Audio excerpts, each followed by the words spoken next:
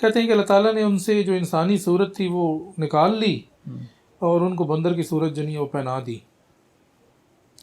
شیخ کا یہ نظریہ بڑا واضح ہے کہ شیخ کہتے ہیں حقائق تبدیل نہیں ہوتے۔ تو انہوں نے کہا کہ جی جو حرارت ہے وہ ٹھنڈک میں تبدیل نہیں ہوتی، بلکہ جو گرم چیز ہے وہ حرارت کو قبول کر لیتی ہے،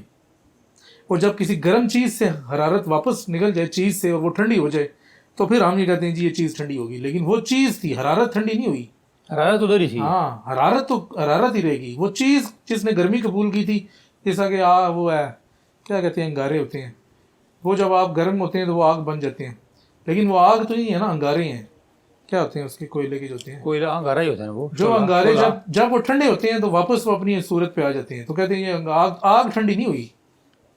وہ شکل، وہ چیز جس نے وہ چیز صورت قبول کی تھی وہ اپنی واپس دوسری صورت پہ آ گئی۔ تو یہ شیخ کہتے ہیں کہ وہاں پر ان کی انسان نہیں تھے وہ،